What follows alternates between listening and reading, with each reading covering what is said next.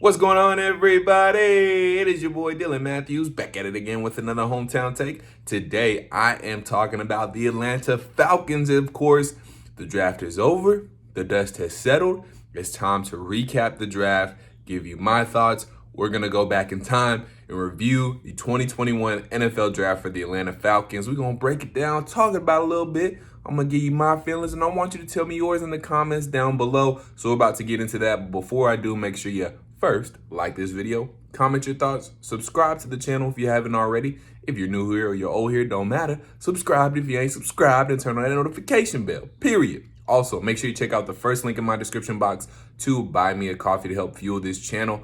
Also, make sure you check out the second link in my description box to check out the Tough Calls podcast. Me and girl Symone with this sports, as she likes to say. Symone and I talk to your favorite former and current athletes, head coaches, reporters, anchors, hosts, all that good stuff. So make sure you check out the Tough Calls podcast on Apple Podcasts, Spotify, wherever you get your podcasts. Just search Tough Calls and download it, subscribe to it, and get that good content. Okay, it's easy.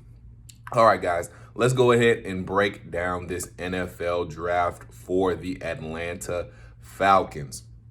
Had a total of, let me count it real quick, 1, 2, 3, 4, 5, 6, 7, 8, 9 picks in total that they're bringing to the A new slew, a new haul, the new Falcons. We're excited, and we're going to see how they're going to work out. So let's go round by round real quick and tell you what we got if you didn't know already. Obviously, I'm sure most or all of you know that with the first overall pick, not the first overall, with the fourth overall pick in the first round, we got tight end out of Florida, Kyle Pitts.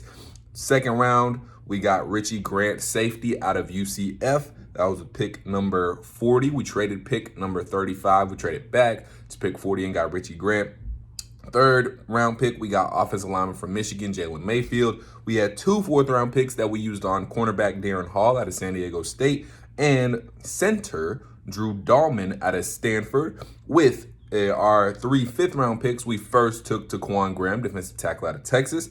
Then we took Adetokunbo Ogundeje, defensive end pass rusher out of Notre Dame. Then we took Avery Williams, Boise State, Avery Williams, cornerback out of Boise State, But he also is going to be a special teamer. People are saying he could be the best special teams guy to come out of the draft. So we'll see about it. We'll see about you. We'll see about you because we need that. And then also, well, we got Cordell Patterson. We don't necessarily need that, but it'd be good if you give him a little competition. Anyways, we got Frank Darby with our last pick in round 6, wide receiver out of Arizona State.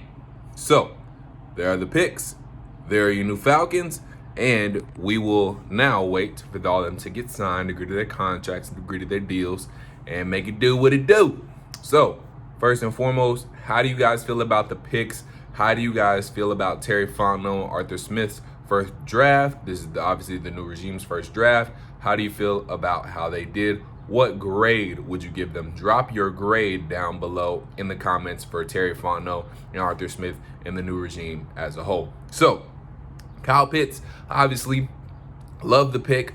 I would have loved to get Justin Fields too. I would have loved to trade back and got even more draft capital because I definitely wanted Javonte Williams. And, of course, with that 35th overall pick that we traded to the Broncos, who'd they get? Javonte Williams. But what the draft automatically tells me is that they believe in Matt Ryan. They're sticking with Matt Ryan, whether it's because they believe in him or whether they know the money situation is what it is and there's no real good way to get out of it. So they're going to just restructure his deal, give it to him on the back end. They know he can be capable. So I think it's a mixture. They believe in him and they, don't feel like there's a good way to get out of his contract money-wise. So they're rocking with Matt Ryan. They believe in Matt Ryan. They're building around Matt Ryan and this team. That's what this draft, first and foremost, tells me. This draft also tells me, and I know some of you guys have been disagreeing with this draft also tells me that we shouldn't be surprised if we see a Julio Jones trade. I'm not saying, because a lot of you guys have been mistaking my words for this, I'm not saying that because we drafted Kyle Pitts that Julio Jones is going to be traded. I'm not saying those two directly are in line and they're cause and effect of each other. No. I'm saying because we drafted Kyle Pitts, that could make it easier to trade Julio Jones. The only reason, though, the only cause there would be to trading Julio Jones was because we saved $15 million against the cap after June 1st.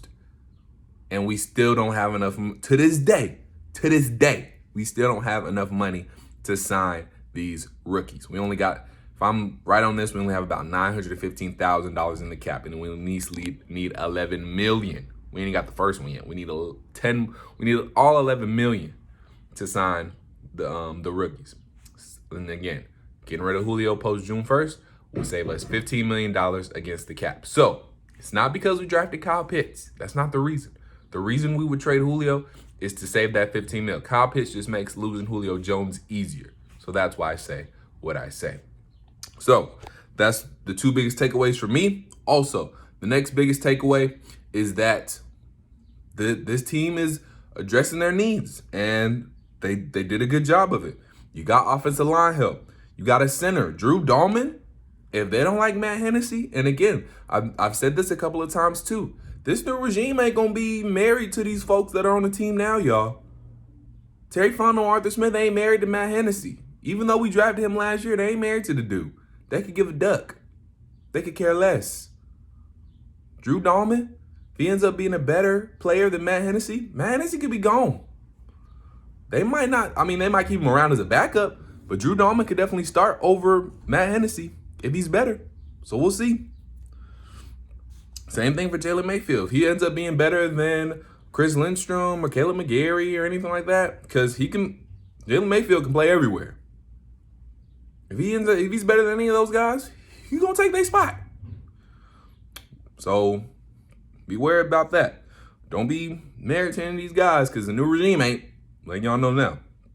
We addressed corner. We addressed pass rusher in the later rounds. We got a defensive tackle.